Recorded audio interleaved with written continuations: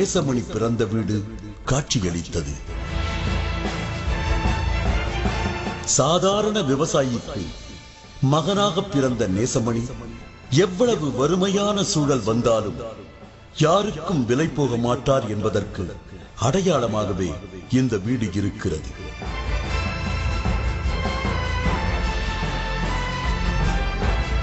ஆம், வழக்கு நடத்த காசு இல்லாமல் தான் பிறந்த இந்த வீட்டை நேசமணி விற்க முயன்ற போது தமிழர்களுக்கான போராட்டத்தில் இருந்து விலகிக் கொண்டால் 50 லட்சம் ரூபாய் பணம் கொடுப்பதாக திருவாங்கூர் அரசு பேரம் பேசியதாம்.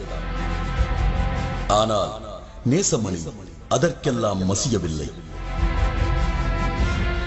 இந்த வீடுதான் மிகப்பெரிய ஒரு விடுதலை வீரர் பிறந்த வீடு. இந்த வீட்டிற்கு ஒரு மிகச்சிறந்த ஒரு சிறப்பு உண்டு, ஒரு தனிப்பட்ட வரலாறு உண்டு. 1954ஆம் ஆண்டு திருவிதாங்கூர் தமிழ்நாடு போராட்ட வரலாற்றில் மைசூர் நீதிமன்றத்தில் வழக்கு விசாரணை நடந்து கொண்டிருந்தது. வழக்கு செலவுக்கு கையில் பணமில்லாத நேசமணி அவர்கள் தனது பங்கு, வீட்டில் உள்ள தனது பங்கை விற்று வழக்குக்காக வெளியிலே மக்களிடம் விலை பேசிக் கொண்டிருந்தார்.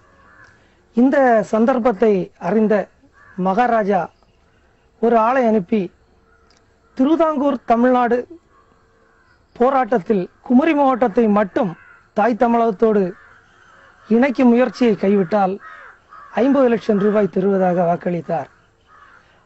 ஆனால் நேசமணி அந்த பணத்தை ஏற்காமல், முகம் கூட கொடுக்காமல் சென்று தனது வீடை விலை பேசிய ஒரு வரலாற்று சிறப்புமிக்க ஒரு வீடு அந்த தலைவர் வாழ்ந்த உன்னத வீடு. வழக்கறிஞராக நாகர்கோவில் நீதிமன்றத்திலும் திருவனந்தபுரத்திலும் பணிபுரிந்த நேசமணிக்கு மூத்த நீதிபதி பதவி வழங்க திருவாங்கூர் அரசு முன் வந்திருக்கிறது. அதற்கு ஆதாரமான கடிதம் இன்றைக்கும் இருக்கிறது.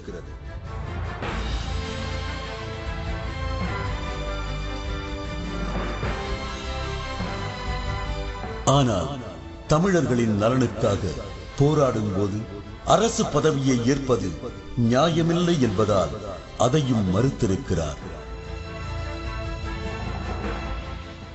சட்டக்கல்லூரியில படிச்சு முடிச்ச பிறகு நாகர்கோவில்ல கோர்ட்ல வழக்கறிஞராட்டு சேர்ந்தாங்க.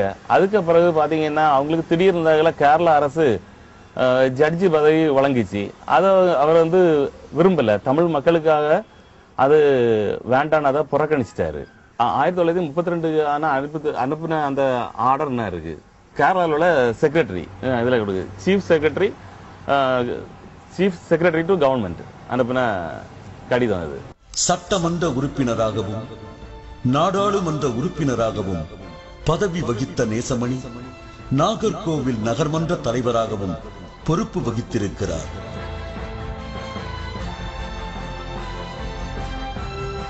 நேசமணி சமூக சமத்துவத்தை விரும்பினார் என்பதற்கு பல ஆதாரங்கள் இருக்கின்றன.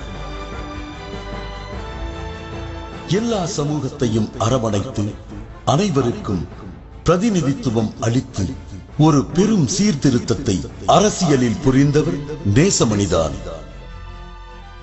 இவரால் தான் ஜாதி வேற்றுமைகளும் மத வேற்றுமைகளும் இன்றளவும் இங்கே மழுங்கடிக்கப்பட்டிருக்கிறது என்பது மறுக்க முடியாத உண்மை. அவரது அரசியல் அரவணைப்பில் பல ஆச்சரியங்கள் இருப்பதும் அறிய கிடைக்கிறது.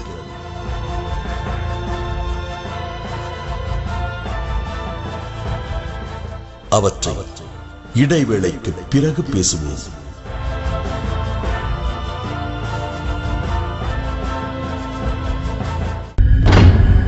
மண் பேசும் சரித்திரம் இடைவேளைக்கு பிறகு. நேசமணியோடு தோள் சேர்த்து தமிழ் மண்ணிற்காக போராடிய பெருமைக்குரியவர்கள் பலர் இருக்கிறார்கள். அவர்களில் குஞ்சன் நாடார், பொன்னப்ப நாடார், அப்துல் ரசாக், சைமன் போன்றவர்கள் முக்கியமானவர்கள். திரு சிதம்பரநாதன் அவங்க மினிஸ்டராட்லாம் இருந்தாங்க, எம்எல்ஏ ஆட்டம் மினிஸ்டர் ஆட்டம், அது இவங்க தான். அடுத்தது மிஸ்டர் பொன்னப்ப நாடார், அவங்க இன்னும் இருக்காங்க. இது மிஸ்டர் பொன்னப்ப நாடார், அவங்களும் எம்எல்ஏ ஆட்டு இருந்தவங்க. அடுத்தது திரு ஜேம்ஸ் அவங்க என்ன இருக்காங்க, அவங்களும் திருவட்டார் தொகுதி எம்எல்ஏ.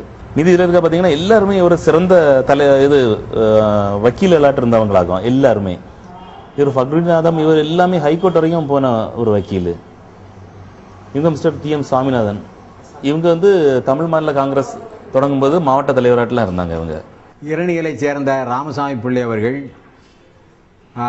பொன்னப்ப நாடார் அவர்கள், அடுத்தபடியாக இவர் சைமன், அதாவது தமிழக அமைச்சரவையில் அமைச்சராக இருந்த லூர்தம்மாள் அவருடைய கணவர் சைமன் அவர்கள், இவரெல்லாம் தீவிரமாக இந்த போராட்டத்தில் ஈடுபட்டார்கள். இதுபோன்று ஆயிரக்கணக்கான மக்கள், குறிப்பிட்டு சொல்லக்கூடியதை விட உணர்ச்சிங்கிறது மிகப்பெரிய அளவுக்கு இருந்தது. இவர்களின் தென் எல்லை போராட்டம் இடை நிற்காது தொடர்ந்து பயணித்ததற்கு குஞ்சன் நாடாரின் தீரம் மிக முக்கியமான காரணம். மொழிவழி மாநிலம் அமைக்கின்ற பொழுது பிரச்சனைக்கு தீர்வு ஏற்படுத்தப்படும் என்று நேசமணிக்கு 2 கடிதங்கள் மத்திய அரசிலிருந்து வந்தது. எனவே போராட்டத்தை மீண்டும் வலுப்படுத்த வேண்டிய நிலை வேண்டுமா வேண்டாமா என்ற பிரச்சனை வந்தபோது இந்த ஆலன் மெமோரியல் மண்டபத்தில் பல கூட்டங்கள் நடைபெற்றது. அப்பொழுது போராட்டம் மொழிவழி மாநிலம் அமைகின்ற பொழுது நம்முடைய கோரிக்கை நிறைவேறும் என்று சொன்னதன் காரணமாக இந்த போராட்டத்தை தொடர வேண்டுமா என்ற பிரச்சனை போது குஞ்சன் நாடார் தலையிட்டார்.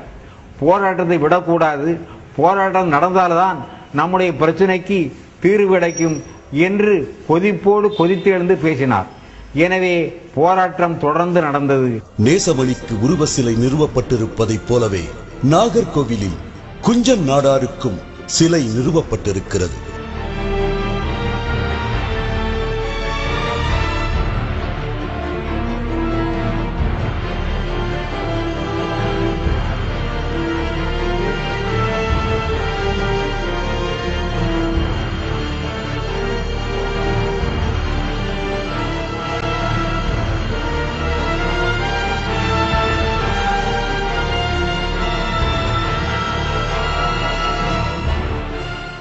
மார்ஷல் நேசமணியை மகாத்மா காந்திக்கு ஒப்பிட்டால் சுபாஷ் சந்திர போஸுக்கு குஞ்சன் நாடாரை ஒப்பிடலாம்.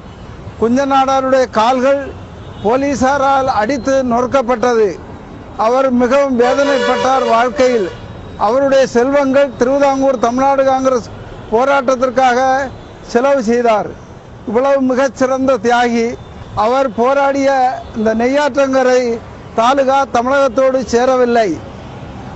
அவர் நாடு பிரிந்த பிற்பாடு கேரளாவில் சட்டசபையில் நின்று போட்டி போட்டு பாரசால தொகுதியில் வெற்றி பெற்றார். மிகச்சிறந்த போராளி, மிகச்சிறந்த தமிழ் பற்றாளர். அவரை என்றையுமே இந்த உலகம் மறக்காது, மறக்கவும் கூடாது. இதேபோல் நேசமணியின் தளபதியாக செயல்பட்டவர் அப்துல் ரசாக். நாகர்கோவிலில் வழக்கறிஞர் தொழிலை ஆரம்பித்த அப்துல் ரசாக் 1942 ஆண்டு மார்ஷல் நேசமணியிடம் ஜூனியராக சேர்ந்தார். வழக்கறிஞர் தொழிலில் ரசாக்கிற்கு நேசமணி ஆசானாக இருந்த போதிலும் கட்சி அரசியலில் அப்துல் ரசாக் மூத்த அனுபவம் கொண்டிருந்தார். இந்த திருவிதாங்கூர் தமிழ்நாடு காங்கிரஸ் தொடங்குறதுக்கு முன்னாடியே எங்கள் அப்பா முஸ்லீம் லீகில் இருந்தாங்க. நேசமணி தாத்தா அவங்க சமூக பணிகளில் ஈடுபட்டு இருந்தாங்க. என்னுடைய தந்தையார் அவர்கள் முதலாட்டு எம்எல்ஏ இருந்தது. முஸ்லீம் லீக் கட்சி ஆதரித்து தான் அவங்க நின்னாங்க, ஜெயித்தாங்க. அங்கே தான் இருந்தாங்க. பல அரசியல் மாற்றங்கள் ஏற்பட்டது. சமூக சூழ்நிலையும் மாறிப்போச்சு. அதனால் நம்ம நேசமணி தாத்தா கூட கரம் சேர்ந்தார்கள். அவருடைய ஒரு தளபதியாட்டு இருந்தாங்க எங்கள் அப்பா. அப்துல் ரசாக்கின் வீடு டிடிஎன்சி கட்சியின் அலுவலகமாகவும் பயன்படுத்தப்பட்டிருக்கிறது.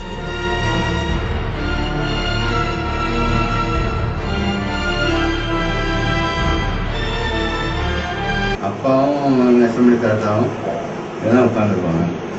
அவங்க இடம் இதுதான். இந்த வரிசையில் ஃபுல்லாக அவங்க கட்சிக்காரங்க தான் இருப்பாங்க. ஃபுல்லாக எம்எல்ஏ கூட எல்லாரும் வரிசை சேர் தான் இருக்கும். இந்த வரை முடிஞ்சது கட்டாயிரு. ரசாக் மீதான அன்பின் காரணமாகவும் அரசியல் பணி காரணமாகவும் இந்த வீட்டுக்கு அடிக்கடி வந்து சென்ற நேசமணி உடல் நலம் குன்றி நடக்க முடியாத நிலை ஏற்பட்ட போதும் இங்கே வந்து சென்றிருக்கிறார்.